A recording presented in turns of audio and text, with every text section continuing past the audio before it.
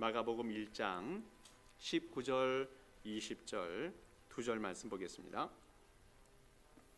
마가복음 1장 19절 20절 우리 두 절 말씀 우리 함께 처음부터 끝까지 같이 함께 읽도록 하겠습니다. 같이 읽습니다. 시작.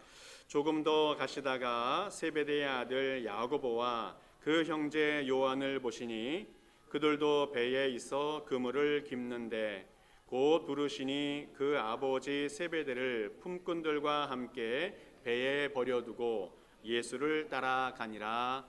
아멘. 화면 한 장 볼까요? 우리 연령대별로 성공한 인생이란 무엇인가에 대해서 어떤 교수님이 그냥 웃자고 기록해 놓았는데 정말 웃을 일인지 한번 보면 좋겠습니다. 10대 때 성공한 인생은 돈 많은 아버지를 뒀으면 성공한 인생이란가. 자, 20대 때는 명문 대학에 다니는 학생이면 성공한 인생이라고 말할 수 있고, 또 30대 때는 연봉 많은 대기업 회사원이 되면 성공한 인생이다. 또 40대에는 술자리 같은 데 가서 2차를 쏠 수 있으면 성공한 인생이다. 또 50대 때면 공부를 잘하는 자녀가 있으면 성공한 인생이다. 또 60대 때는 아직도 직장에서 돈을 벌면 성공한 인생이다. 또 70대 되면 병 없이 몸만 건강하면 성공한 인생이다. 또 80대 때는 아직도 본처가 밥을 차려주면 성공한 인생이다. 또 90대 때는 전화가 걸려오는 사람이 있으면 성공한 인생이다. 또 100세가 지나면 자고 나서 아침에 눈을 뜨면 성공한 인생이다 라고 이렇게 정리해 봤습니다. 그냥 웃고 넘어갈 수 있는 일이기도 하겠지만 어찌 보면 세상의 가치관에 매여 있는, 그래서 우리가 공감하고 살아갈 수 있는 그런 말들은 아닌가 하는 생각이 들어집니다. 또 한편에서는 우리의 삶이 세상의 가치관에 매여 있고 또 이것을 따라서 열심히 살아가는 모습을 생각하면서 제 마음속에 짠한 마음이 생기기도 하는 그런 이야기 같습니다. 우리 성도들에게 성공한 인생이란 무엇인가, 하나님께 축복받는 인생은 무엇인가에 대해서 다시 한번 생각해 보게 되어집니다. 오래오래 건강하게 살아가는 것이 복일 수 있고, 또 자녀가 잘 되는 것이 복일 수 있고, 또 물질적으로 풍요로운 것이 복이 될 수도 있고, 입신양명하여서 이름을 떨치는 것도 축복이 될 수 있겠습니다. 그러나 정말 믿는 자들이 이 땅에서 성공한 인생이다, 하나님께 축복받은 인생이다 라고 말할 수 있는 것이 무엇인가에 대해서 우리 한번 생각해 보면 좋겠습니다. 정말로 믿는 자들이 이 땅에서 성공한다는 것, 또 하나님의 축복을 많이 받는다는 것, 그것은 두 가지로 정리해 볼 수 있겠는데, 먼저는 하나님의 자녀가 되었다는 것, 이것이 우리가 이 땅에 살아가면서 가장 그 축복이 아닌가 싶습니다. 천지 만물을 창조하신 그 전능하신 하나님이 우리 부모님이 되어주신다면 이것이 이 세상의 가장 큰 축복이라고 여겨집니다. 우리 하나님은 이 세상의 모든 권한과 능력과 지위를 누리고 계신 분인데, 그 모든 것들을 우리가 물려받아서 누릴 수 있다면 이것이 가장 큰 축복이 아닌가 생각이 되어집니다. 우리 인간은 죄로 말미암아 멸망받을 수밖에 없는 존재들인데, 죄를 용서받은 것도 감사한데 하나님의 자녀가 되어진다면, 그리고 이것을 누릴 수 있다면 이것이 가장 큰 축복이고 또 성공한 인생이 아닌가 하는 생각이 들어집니다. 한 걸음 더 나아가서 우리 믿는 자들에게 가장 큰 축복과 인생의 성공은 하나님의 자녀로서 보람되게 살아가는 겁니다. 하나님의 자녀로서 하나님의 사명을 감당하면서 무엇인가 이 땅에 열매를 맺으면서 살아가는 것, 이것이 성공한 인생이고 하나님의 축복이라고 여겨집니다. 하나님께서 우리에게 얼마나 많은 축복과 은혜와 능력을 공급해 주셨는지 알 수가 없습니다. 그런데 이것을 나 혼자 다 누리고 여기서 멈춰버린다면 너무너무 안타까운 인생일 겁니다. 그러나 내가 받은 은혜와 축복을 하나님의 사명을 위해서 잘 사용하고 열매를 맺는 인생을 살아간다면 그 인생이 최고의 축복이고 성공한 인생이라고 말할 수 있겠습니다. 그래서 그런지 갈라디아서 6장에 사도 바울은 이렇게 자신의 인생을 고백해요. 혹시 없나요? 예, 제가 말씀드리겠습니다. 갈라디아서 6장 17절에 내가 내 몸에 예수의 흔적을 지니고 있노라. 내 몸에 예수의 흔적을 품고 살아간다. 이렇게 고백하고 있습니다. 예수님께 받은 은혜, 예수님을 믿어서 한평생 복된 삶이 되어진 것, 이 모든 것들이 예수님의 은혜인 것을 기억하면서 은혜의 흔적을 남기면서 살아간다라고 고백하고 있습니다. 얼마나 사도 바울의 인생을 볼 때에 복된 인생이고 성공한 인생이라고 말하지 않을 수 없다라는 겁니다. 우리 계속해서 성경 말씀 속에서 예수님의 사명을 받아서 예수님을 따라가는 사람들의 어떤 모델들을 추적해 보고 있는데, 오늘은 세 번째 야고보에 대한 말씀을 좀 나누어 보도록 하겠습니다. 예수님의 제자 야고보가 있는데, 야고보는 성경에 두 명이 나옵니다. 제자 중에서 한 사람은 세베대의 아들이 나오고 한 사람은 알페오의 아들이 나오는데, 오늘은 세베대의 아들 야고보에 대한 말씀을 나누어 보고자 합니다. 이 야고보라고 하는 이름은 헬라식 이름이고 히브리식 이름은 야곱이라고 부르면 되겠습니다. 그러니까 히브리 말로는 야곱인데 헬라식으로 야고보 이렇게 변형해서 부르게 되어집니다. 그러니까 발꿈치를 잡았다는 그런 의미를 가지고 그 이름이 지어졌습니다. 아버지는 세베대이고 동생 요한이 함께 살고 있습니다. 고향은 갈릴리 가버나움인데 거기서 고기를 잡는 어부로서 삶을 살아갑니다. 그리고 이 사람들이 베드로와 안드레가 예수님의 부르심을 받은 직후에 야고보, 요한이 예수님의 부름을 받아 예수님의 제자가 되어집니다. 이 야고보의 인생을 보게 되어지면 성경을 잘 읽어보면 항상 동생 요한과 한 짝을 이루어서 나와요. 요한과 야고보, 또 야고보와 요한, 이렇게 항상 짝이 되어서 나오게 되어지는데, 종종 보게 되어지면 동생 요한을 앞세우는 경우도 많이 있는 것 같습니다. 자, 그러면 이 야고보는 어떤 사람이냐 성경에서 정의해 주는데, 충동적이고 성격이 아주 성급한 성격을 가진 그런 사람이라고 이야기해 주고 있어요. 마태복음 3장 17절에 이렇게 야고보를 소개합니다. 같이 한번 읽어볼까요? 안 나옵니까? 예. 자, 제가 읽어드리겠습니다. 야고보 3장 17, 마태복음 3장 17절인데, 또 세베대의 아들 야고보와 야고보의 형제 요한이니 이 둘에게는 보아너게 곧 우레의 아들이란 이름을 더하셨으며, 예수님께서 이 야고보하고 요한에게 별명을 지어 주었는데 그 별명이 보아너게라는 별명을 지어 주었습니다. 이 보아너게는 우레, 또 천둥 이런 의미가 갖고 있는데, 그래서 보아너게의 아들이다 말할 때는 천둥의 아들이다, 또 우레의 아들이다 라고 하는 별명을 지어 주었습니다. 얼마나 급하고 또 불같은 성격인지를 보여주는 그런 별명이라고 말할 수 있겠습니다. 이 별명에 어울리는 일들을 이 야고보하고 요한은 하고 살아요.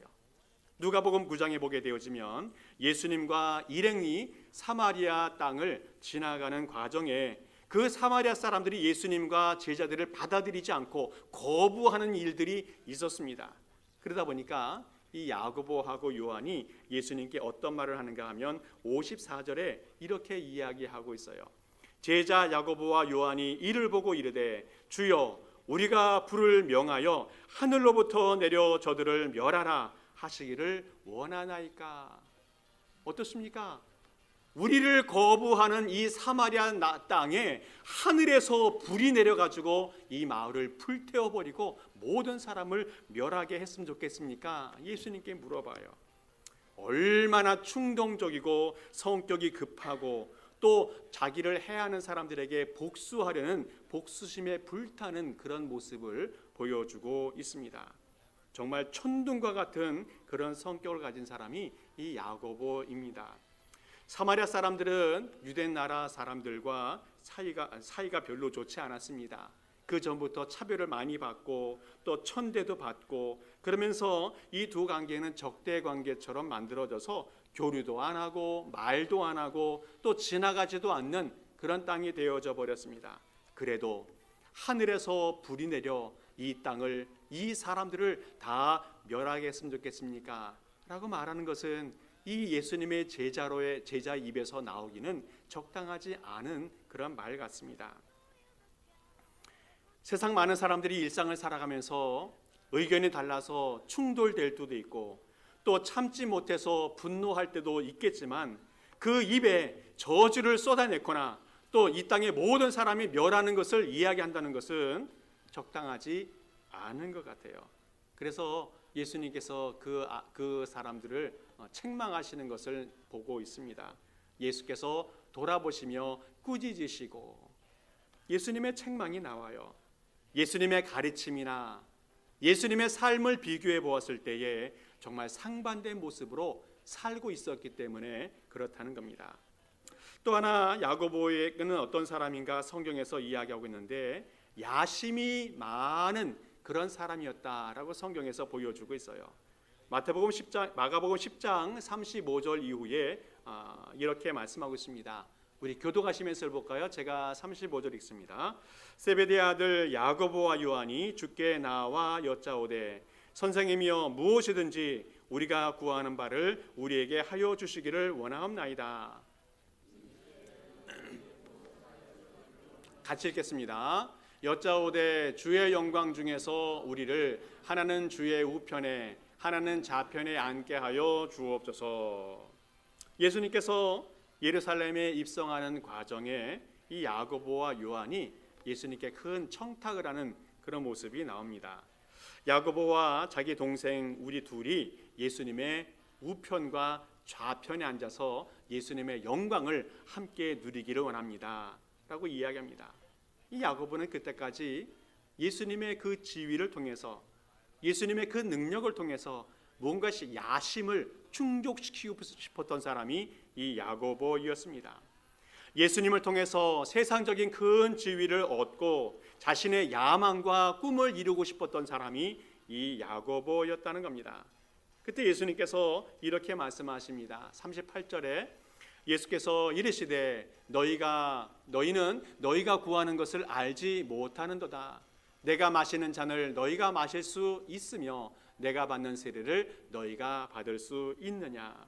오늘 성경에서 예수님께서 내가 마시는 잔, 내가 받는 세례를 말씀하시고 있는데 이것은 바로 예수님의 십자가와 죽음을 상징적으로 표현해 주고 있습니다. 그러면서 40절에는 내 좌우편에 앉는 것은 내가 줄 것이 아니라 누구를 위하여 준비되었든지 그들이 얻을 것이니라. 예수님의 고난의 잔, 예수님의 십자가의 잔, 이것을 마시는 사람이 예수님의 영광을 함께 누리게 될 것이다 말씀해 주고 있습니다. 오늘 성경에 나오고 있는 이 야고보와 요한의 신앙, 이 사람들은 자신의 지위나 자신의 이익을 위해서 그 믿음을 이용하고 있다는 겁니다. 예수님의 제자로서 감당해야 될 어떤 그 희생이나 헌신은 생각하지 아니하고 오히려 축복만, 특권만 누리고 싶어하는 이 제자들의 모습을 오늘 성경에서 보여주고 있어요.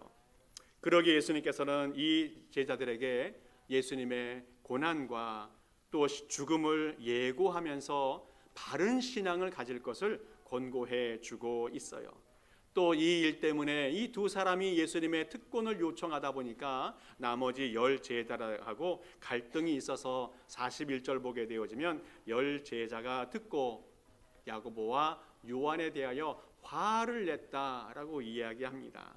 그러니까 예수님에게도 꾸중받고 또 그 제자들끼리도 관계가 어려워지는 그런 문제가 발생이 되어집니다. 오늘 두 가지 모습을 보게 되어졌는데 야고보의 모습을 보게 되어지면 개인의 감정에 꽉 매여 있는 사람이었습니다. 세상의 야망에 매여 있는 그런 사람이었습니다. 예수님의 제자이긴 하였지만 하나님의 나라나 복음에 대해서 전혀 이해하지 못하는 그런 사람이었습니다. 성격적으로도 정서적으로도 약점이 많았고 인격적으로도 미숙하고 감정 조절의 능력이 미숙한 그런 사람이었습니다. 그래서 대인관계도 잘 안 되고 경쟁심과 공명심이 많았던 사람들이 이 야고보였습니다. 그런데 이 제자들, 이 야고보가 진정한 제자가 되기 위해서 많은 훈련이 필요합니다. 겸손과 비움의 훈련이 필요하고 감정 조절의 능력의 훈련이 필요하게 되어졌다는 겁니다. 그리고 그 이후에 이 야고보는 새로운 모습으로 탄생되게 되어지는데 어떤 계기로 되어지는가? 또 우리의 모습을 돌아보면서 어떤 모습을 추구해야 될지 한번 살펴보는 그런 시간 되면 좋겠습니다. 야고보는 가장 먼저 예수님을 만났던 그때의 어떤 모습이었는지를 찾아보면 알 수가 있습니다. 야고보는 용기 있게 영적인 가치를 따르는 그런 사람이었습니다. 오늘 성경 마가복음 1장 19절 20절 읽어보았는데 거기 보면 처음에 야고보가 예수님을 따를 때 어떤 모습이었는지를 잘 보여주고 있습니다. 우리 같이 한번 읽겠습니다. 시작. 조금 더 가시다가 세베대의 아들 야고보와 그 형제 요한을 보시니 그들도 배가 있어 그물을 깁는데 곧 부르시니 그 아버지 세베대를 품꾼들과 함께 배에 버려두고 예수를 따라가니라. 아멘. 예수님께서 야고보를 부르실 때에 아버지 세베대와 동생과 함께 배에서 품꾼들과 함께 그물을 깁고 또 정리하고 있었던 상황이었습니다. 아버지 세베대는 자기 배도 있었고 또 품꾼들을 고용할 수 있을 만큼 넉넉한 삶을 살았던 것 같습니다. 아마도 야고보하고 요한이 예수님의 부르심을 받지 않았다면 아버지의 사업을 이어받아서 아마 여유 있고 또 넉넉하게 살아갈 수 있었던 사람이었던 것 같습니다. 자, 그런데 예수님의 부르심을 받았습니다. 야고보와 요한이 예수님의 부름을 받고 어떻게 변했습니까? 오늘 성경 보면 아버지를 버리고 품꾼들을 버리고 배를 버리고 예수님을 따랐다라고 말씀하고 있습니다. 자신이 물려받을 수 있는 또 자기가 누릴 수 있는 많은 재산들을 버리고 예수님을 따랐다라고 말씀하고 있습니다. 어찌 보면 이 야고보와 요한이 예수님을 따라가는 것을 보고 아버지도 아마 큰 충격과 놀람을 느꼈을 수도 있겠다 하는 생각이 들어집니다. 예수님의 참된 제자가 되기 위해서는 지난날 누렸던 아무리 많은 것을 누렸던 또 넉넉한 삶을 살았던 것일지라도 다 단절해야 되는 다짐과 결단이 있어야 한다는 겁니다. 영적인 가치를 발견하게 되어지면 하나님의 나라의 소망을 발견하게 되어지면 세상의 가치를 포기할 수 있는 용기가 필요하다는 겁니다. 오늘 야고보는 예수님을 만난 이후에 자기가 누릴 수 있는 수많은 것들을 버리는 그런 용기를 보여주었습니다. 야고보는 지난날 누릴 수 있었던 많은 것들을 단절하는 용기와 다짐을 하고 예수님을 따라가게 되어집니다. 그랬더니 이 야고보의 삶이 어떻게 변화됐는가 하면 야고보는 12제자 중에서 예수님의 특별한 사랑을 받는 그런 사람이 되었습니다. 야고보, 베드로, 야고보, 요한 이 세 사람을 항상 예수님께서 데리고 다니면서 하나님의 축복과 또 놀라운 그 능력의 현장들을 보여주었는데 이 베드로, 야고보, 요한이 어디를 갑니까? 죽었던 야이로의 딸이 살아나는 현장에 함께 있었어요. 생명이 살아나는 그 놀라운 광경을 함께 경험하게 되어집니다. 변화산 사건에도 함께 참여하였어요. 예수님의 변화된 모습을 보게 되어졌고 모세도 엘리야도 만나는 축복을 받게 되어집니다. 또 겟세마네 동산에도 함께 가게 되어집니다. 마지막 날 예수님께서 처절하게 기도하시는 그 예수님의 모습도 경험하게 되어집니다. 예수님의 삶의 가장 중요한 현장, 또 영적인 현장 그 자리에 이 야고보가 함께 동행하는 그런 축복을 누리게 되어져요. 이 야고보는 베드로와 요한과 함께 예수님의 능력도 예수님의 영광도 그리고 예수님의 고난의 현장도 함께 동참하는 그런 축복을 누리게 되어집니다. 모두 우리의 신앙 속에서도 포기할 것이 무엇이 있는지 한번 생각해 보는 시간이 되면 좋겠습니다. 내가 할 일을 다 하고 예수님을 따라갈 수 있겠는가 한번 생각해 봅니다. 내가 하고 싶은 것, 누리고 싶은 것 다 누리고 예수님을 따라갈 수 있을까? 주일날이 되어지면 내가 가고 싶은 곳, 하고 싶은 것, 정말 충만한 많은 것들이 있지만 이 모든 것들을 다 남겨놓고 예수님을 따라갈 수 있겠는가? 내가 하고 싶은 것, 또 누릴 수 있는 모든 것들을 다 놔두고 예수님을 따라가는 것은 참 어려운 인생이 되겠다 하는 생각이 들어집니다. 오히려 시간이 없지만 이 시간을 쪼개어서 하나님께 예배드리고 또 귀찮고 또 힘들고 어렵지만 그 마음을 이기고 즐겁게 봉사하고 헌신한다면 그것이 하나님이 기뻐하시는 모습이겠다 싶습니다. 우리 주님은 우리가 쓰다 남은 시간이나 헌신 이것을 받고 싶어 하지 않는다는 겁니다. 우리에게 가장 소중한 시간, 가장 값진 시간, 그럼에도 그것을 쪼개어서 하나님께 바칠 때 주님이 기뻐 받으신다는 겁니다. 우리 예수님은 최상의 것을 원하시지 쓰다 남은 것이나 마지못해 드리는 것들을 원치 않으신다는 사실을 꼭 기억할 수 있길 바랍니다. 말씀을 준비하면서 우리 성도들이 어떻게 살아가는지 또 하루하루 일주일 어떻게 살아가는지 한번 돌아보니까 아침 일찍부터 밤 늦게까지 얼마나 바쁘고 또 얼마나 피곤하게 또 쫓기면서 살아가는지 생각해 보게 되어집니다. 시간을 쪼개어서 하나님께 예배를 드리고 또 내 시간을 나누어서 봉사하고 물질로 헌신하는 그 모습을 보면서 성도들의 모든 삶을 주님께서 정말 귀하게 받으시겠구나 하는 생각이 들었습니다. 우리 모든 성도님들 앞으로도 이 야고보처럼 자신의 최상의 것을, 최고의 아름다운 것을 포기하고 예수님을 따라 살아가는 우리의 성도 될 수 있기를 간절히 축복합니다. 이것이 우리 인생이 값진 것이 되고 우리 주님이 기뻐하시는 그런 인생이 되는 줄을 믿습니다. 마지막으로 하나 살펴볼 것은 야고보의 마지막은 어땠는지에 대해서 한번 알아봐야 할 것 같습니다. 야고보는 제자들 중에서 첫 번째 순교자로 기록이 되어집니다.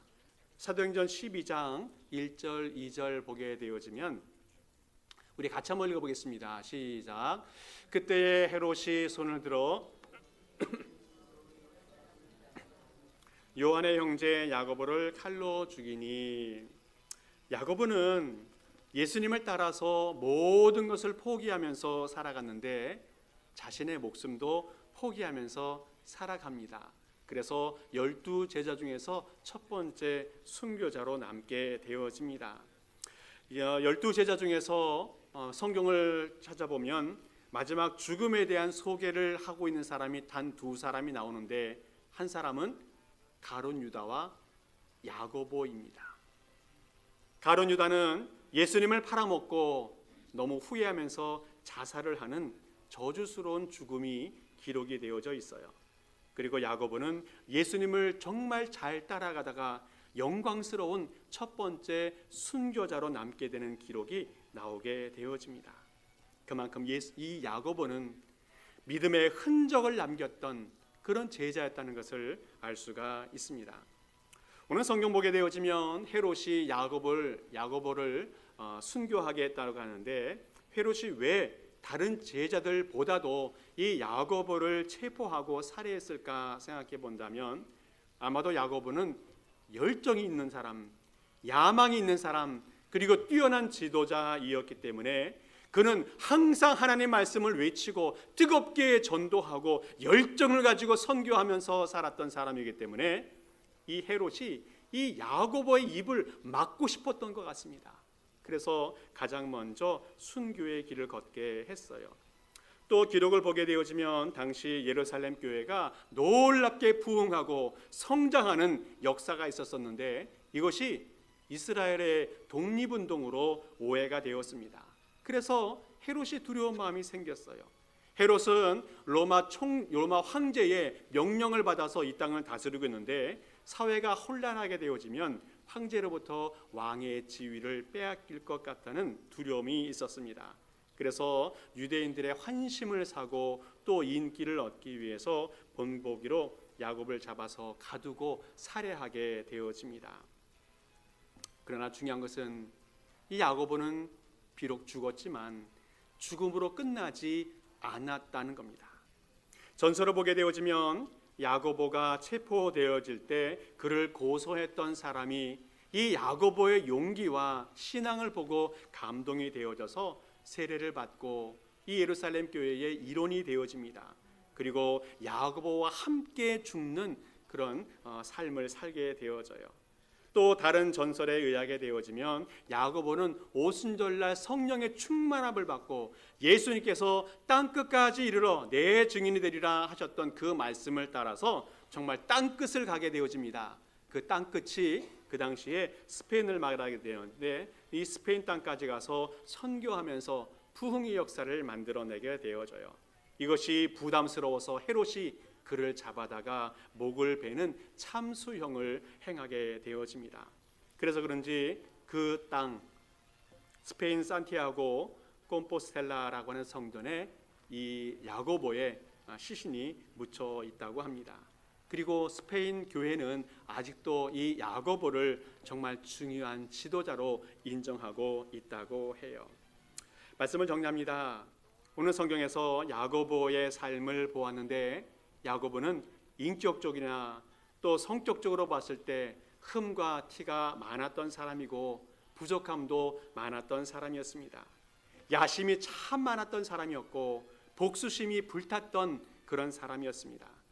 요한복음 21장을 보게 되어지면 예수님이 십자가에 죽은 이후에 부활했음에도 불구하고 야고보는 다른 형제들과 함께 예수님을 믿는 그 믿음을 포기하고 옛날처럼 고기 잡으러 갔던 사람이 이 야고보였습니다. 그러나 야고보가 변화되었습니다. 예수님을 제대로 만나고 예수님을 진정으로 따르는 진정한 제자의 모습으로 돌아오게 되어졌다는 겁니다. 복수심에 불타는 사람이 아니라 이제는 자신의 목숨을 던지는 첫 번째 순교자가 되었습니다. 야심에 불타는 사람이 아니라 자신의 모든 것을 버리고 영적인 가치를 추구하는 그런 사람이 되었습니다. 어떻게 이렇게 변했습니까? 처음 만났던 예수님, 그 예수님을 다시 한번 회상하게 되어졌어요. 그리고 부활하신 진짜 예수님을 만나면서 진정한 제자로 변화되어졌습니다. 우리 사랑하는 성도 여러분, 지금 우리의 모습을 한번 돌아볼 수 있기를 바랍니다. 혹시 세상의 야망에 가득 차 있는 내 모습은 아닌지, 또 혹시 내 마음 중심에 복수심이 가득 차 있는 모습은 없는지 돌아볼 수 있길 바랍니다. 다시 한번 예수님을 처음 만났던 그 때를 기억해 볼 수 있기 바랍니다. 은혜가 충만했던 그때, 감사가 충만했던 그때, 기쁨이 충만했던 그때, 새로운 인생을 살려고 했던 그때를 돌아볼 수 있기를 바랍니다. 그리고 부활하신 예수님의 은혜에 충만할 수 있기를 바랍니다. 부활을 통해서 영생을 추구하게 되어지고 하늘나라의 소망을 갖게 되어지는 그런 성령이 충만한 그때로 돌아갈 수 있기를 축복합니다. 그럴 때에 우리의 신앙이 회복이 되어집니다. 그리고 끝까지 주님을 따르는 진정한 제자가 되는 줄을 믿습니다. 그런 제자로 거듭나는 우리 모든 성도 될 수 있기를 간절히 축복합니다. 함께 기도하겠습니다. 아버지 하나님, 감사를 드립니다. 부족하고 연약한 저희들이지만 사랑해 주시고 선택해 주시고 불러주셔서 제자 삼아 주시니 감사를 드립니다. 그러나 아직도 우리의 삶에 세상에 매여 있는 모습들, 분노와 감정에 매여 있는 모습들이 있음을 고백합니다. 이제는 하나님의 은혜로 성령님의 능력으로 다 제하여 주옵소서. 이제는 우리 속에 세상에 속한 자아를 버리고 진정한 제자로 살아가는 모든 성도 되게 하여 주옵소서. 감사와 찬양과 영광을 돌리며 예수 그리스도의 이름으로 기도하옵나이다. 아멘. 우리 모두 일어서서 함께 찬양하시고 축도 예배 마칩니다.